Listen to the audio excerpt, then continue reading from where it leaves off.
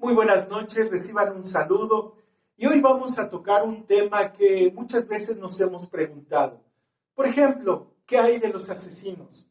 ¿Qué hay de los violadores? ¿Qué hay de la maldad? Si hemos creído en un Dios vivo y justo, ¿por qué pasan tantas cosas? Y nuestro tema va dirigido a los cuestionamientos, a los por qué, a los por qué, a los por qué. Y a veces pasamos por alto el para qué suceden las cosas. ¿Cuál es el propósito de nuestro Dios que tiene para mostrarnos en cada una de las circunstancias? Pero hermanos, esto que estamos viviendo no es nuevo. Si usted tiene la oportunidad de poder estudiar el Antiguo Testamento, conocemos y hemos profundizado sobre un pueblo. Este pueblo amaba a Dios, se entregaba a Dios, pero había un lapso que ellos tomaban para alejarse de Él. Recibían las bendiciones, se acercaban, lo exaltaban, pero después se apartaban. Dios tenía que utilizar a veces pueblos extranjeros para que ellos pudieran regresarse a Dios.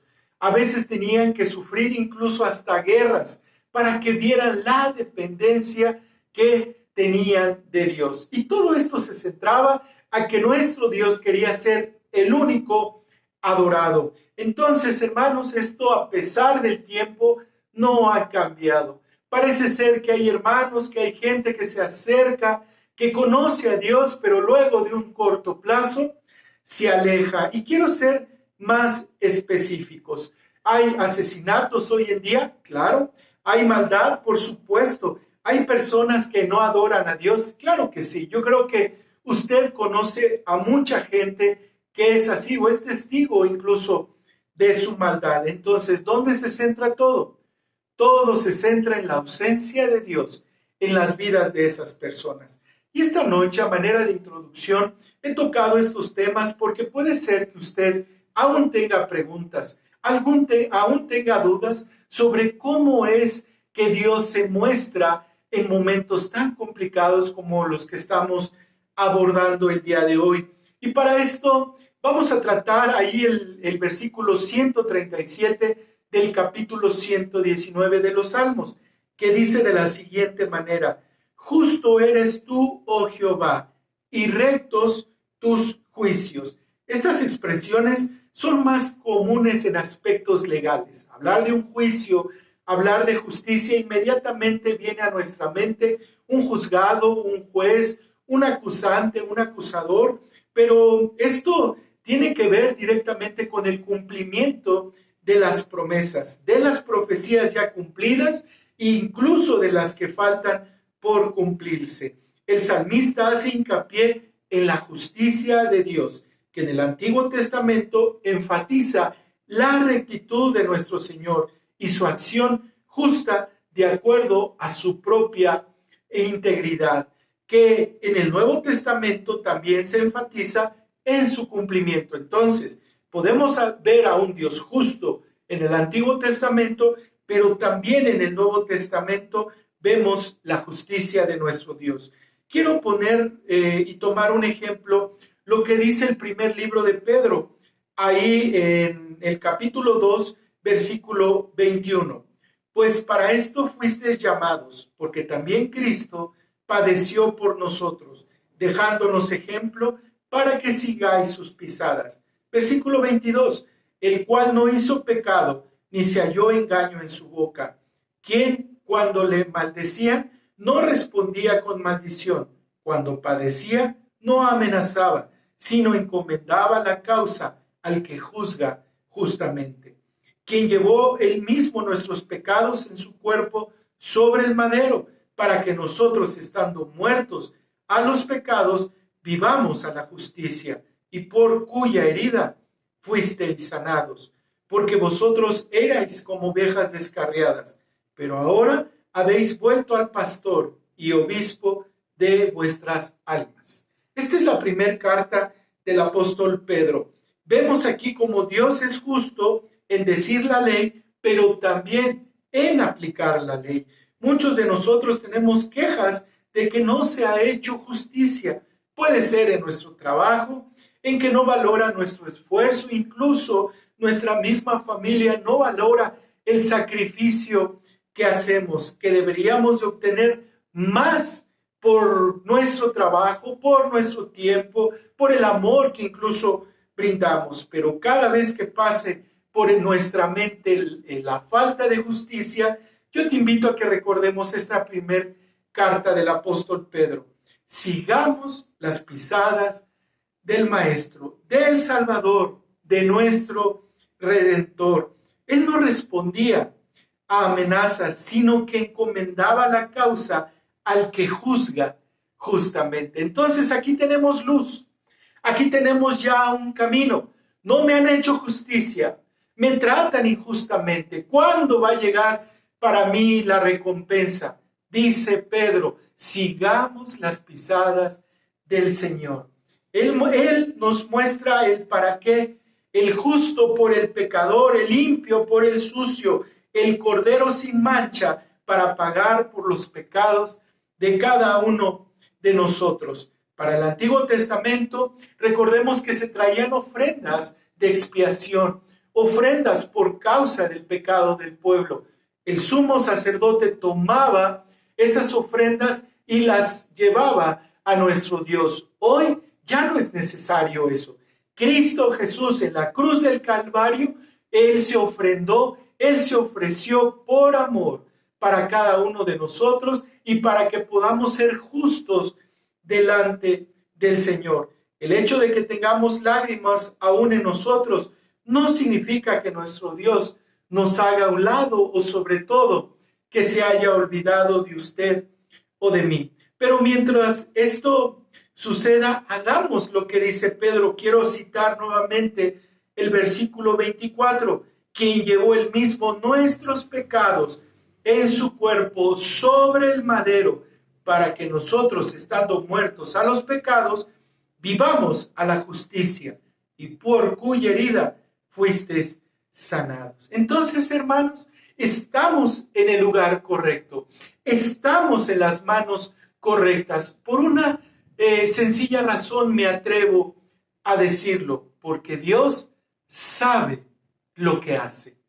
A lo mejor todavía no te han hecho justicia, pero Dios sabe lo que hace. A través de este tiempo podemos decir, ¿por qué Puebla?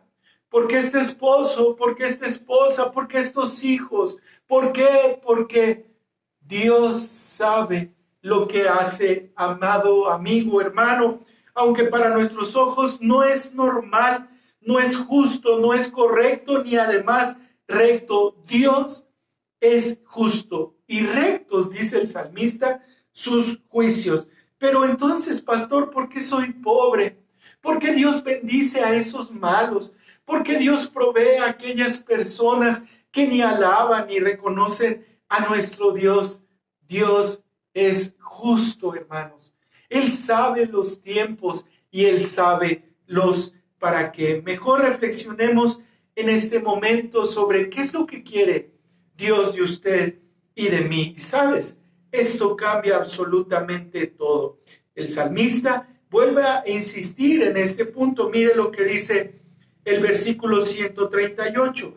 Tus testimonios que has recomendado son rectos y muy fieles. Ahora habla de un estilo de vida, su testimonio, y dice que ha sido recomendado de parte de Dios, y estos testimonios son rectos y muy fieles, porque son dirigidos a nuestra santidad, nos animan a apartarnos, además nos exhorta a cada uno de nosotros a ser más espirituales y menos carnales. Mire lo que dice Santiago ahí en el capítulo 4, versículo del 4 al 7. Oh almas adúlteras, ¿no sabéis que la amistad del mundo es enemistad contra Dios? Cualquiera pues que quiera ser amigo del mundo se constituye enemigo de Dios. ¿O pensáis que la Escritura dice en vano? El Espíritu que Él ha hecho morar en nosotros nos anhela celosamente, pero Él da mayor gracia. Por esto dice, Dios resiste a los soberbios y da gracia a los humildes. Veamos aquí cómo Santiago habla precisamente de esta dualidad de pensamiento, de esta dualidad de prácticas. Él dice, oh almas adúlteras, que es la parte de ser adúltero, tener una doble vida. Pero miren cómo es más específico Santiago en los versículos del 7 al 10. Dice el versículo 7, someteos pues a Dios, resistid al diablo y huirá de vosotros. Acercaos a Dios y Él se acercará a vosotros. Pecadores, limpiad las manos, y vosotros los de doble ánimo, purificad vuestros corazones.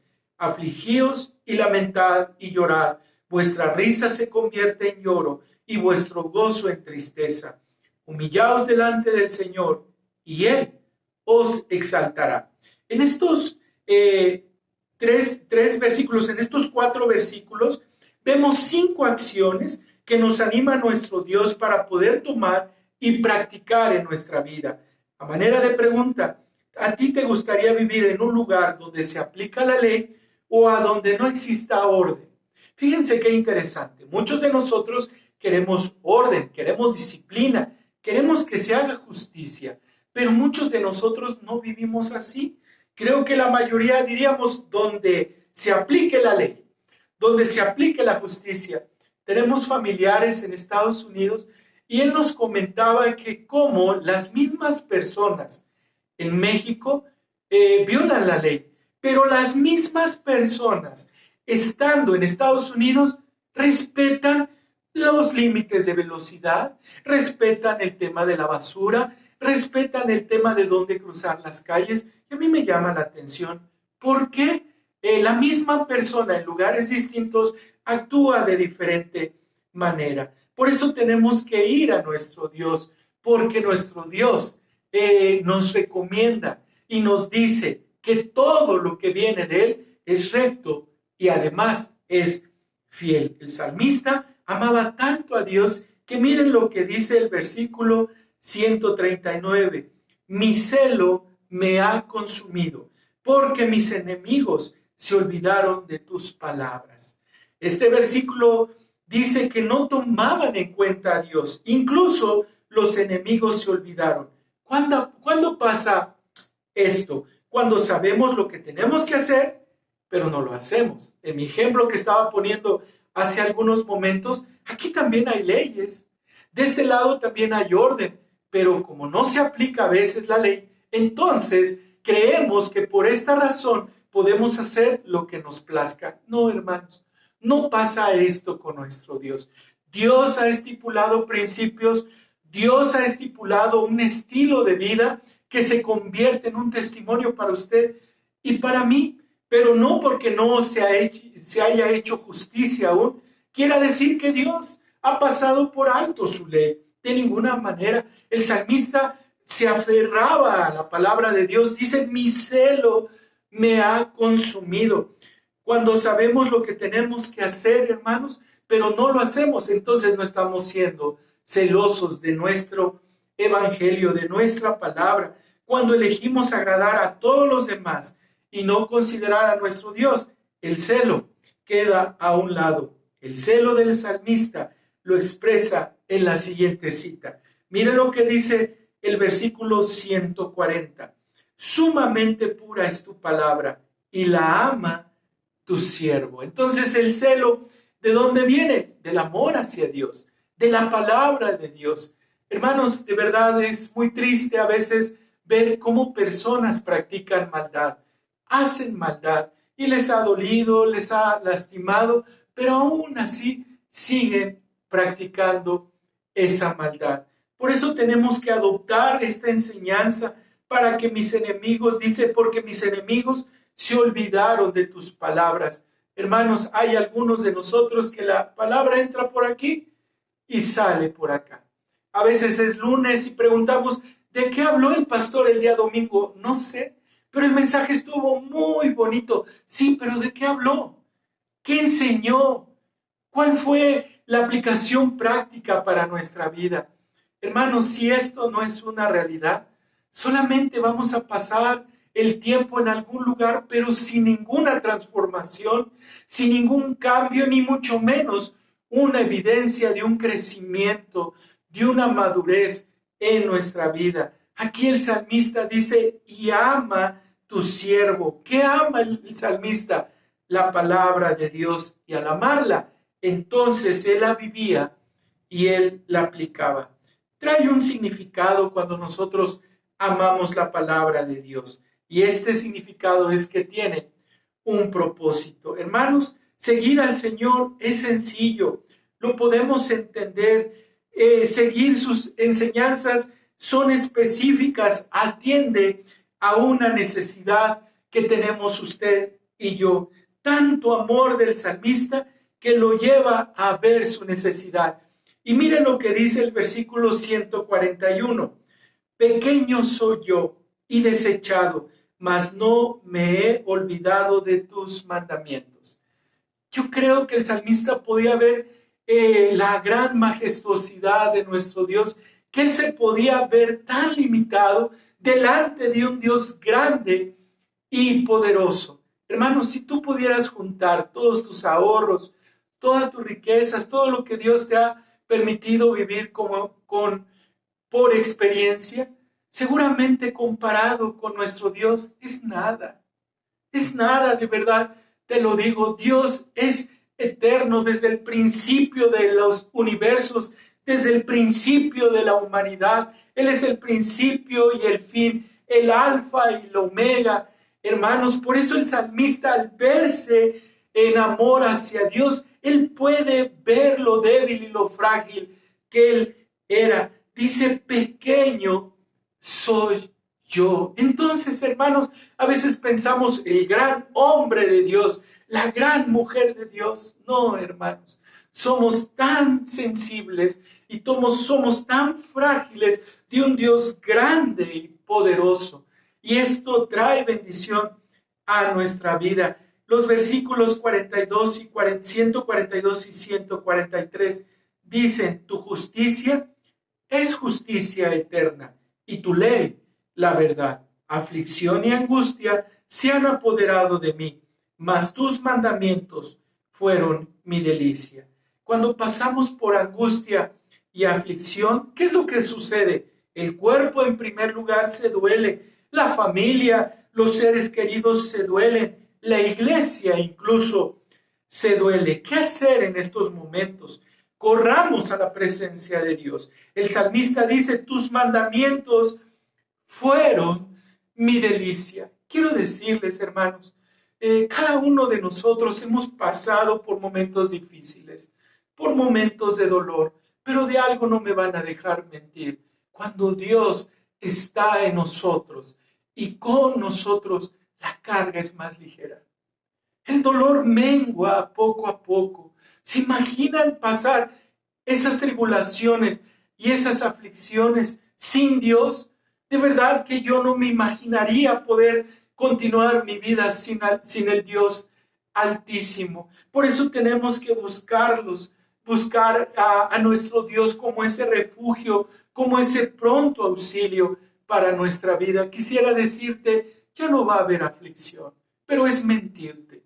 Quisiera decirte que no te va a doler, te va a doler. Quisiera decirte que no vas a pasar por momentos difíciles, pero eso es mentirte. Yo te quiero decir, como dice el salmista, tu justicia es justicia eterna. Dios sabe lo que hace. Aunque en este momento no alcancemos a comprender el dolor o no alcancemos a comprender la aflicción, pero a través de este tiempo y la experiencia que hemos tenido, nos da luz. ¿En qué sentido lo quiero llevar? En que ese dolor, esa mala experiencia, un día va a ser de gran bendición para otras personas. Si tú te quedaste sin tu esposa, un día puedes animar a otro hermano. Si tú te quedaste sin tu esposo, un día puedes ser un hombro en donde puedas consolar a una persona, a una joven que Dios se ha quedado, que a través de la voluntad de Dios se ha quedado sola. A lo mejor ahorita no alcanzamos a comprender la justicia de Dios, pero déjame decirte que cuando estamos en sus manos, cuando lo tomamos de parte de Dios, déjame decirte que después se convierte en bendición. El salmista termina esta porción con el versículo 144 que dice: justicia eterna son tus testimonios, dame entendimiento y viviré. Vean qué bello versículo. Justicia eterna son tus testimonios, dame entendimiento y viviré. Vean, el salmista no dice quítame, el salmista no dice aparta, deténlo, sino que él dice dame entendimiento, dame sabiduría para comprender qué es lo que está pasando y entonces viviré. ¿Qué tenemos que pedir entonces, hermanos? Entendimiento. Muéstrame, Dios. Es válido decirle a nuestro Dios en esta noche: muéstrame tu voluntad. No la veo. Muéstrame el plan. No lo entiendo. Muéstrame qué quieres hacer y qué quieres trabajar en mi vida, porque duele mucho, Señor. Ha sido algo que se ha quedado. Muéstramelo, Dios. Y entonces podemos llevar y llegar a este punto. ¿Para qué? Qué difícil palabra. ¿Para qué estoy pasando esto? ¿Para qué me quedé sin trabajo? ¿Para qué me quedé sola? ¿Para qué me quedé solo? ¿Para qué? ¿Para qué? Lejos de decir, ¿por qué? ¿Por qué? ¿Por qué? Dios en esta noche te quiere hablar a través del salmista. Hay un propósito, hay un plan eterno. Dice el salmista: y viviré. Y viviré. ¿Cómo? Con Dios. Con Dios. Esto es el propósito de Dios. Esta es la voluntad de nuestro Creador. Hoy en esta noche, si tú estás en este tema de los por qué y aún no entiendes el juicio de Dios, toma esta porción y dile: Dios, dame entendimiento, dame sabiduría para poder continuar llevando el día a día a casa, poder encaminar a mi familia, poder pasar esta prueba, poder agradarte, Dios. Oramos por entendimiento en esta noche. Y cuando dice la palabra que nosotros pidamos sabiduría y que el Señor nos va a brindar esa sabiduría. Oremos en esta noche por entendimiento. Padre, gracias te damos por esta hermosa porción. Gracias te damos por la vida del salmista, Señor, porque él se hacía las preguntas que muchas veces nosotros nos hacemos. ¿Por qué? ¿Por qué? Pero vemos, Señor, que tus juicios son justos. Padre, hoy oramos por entendimiento. Abre nuestro entendimiento, Señor, para poder comprender el plan, el propósito, el por qué y el para qué, Señor. Muchos tenemos preguntas sin contestar. Muchos tenemos aún dolores que sanar, Padre. Hoy te pedimos entendimiento. Por favor, Padre, provéete de una respuesta. Provéete de una solución. Provee de un milagro, Señor. Estamos delante de ti y dependemos de ti para vivir, Señor. Gracias te damos por este bello salmo y oramos en tu nombre, en Cristo Jesús. Amén y amén. Que Dios les bendiga y que tengan una excelente noche.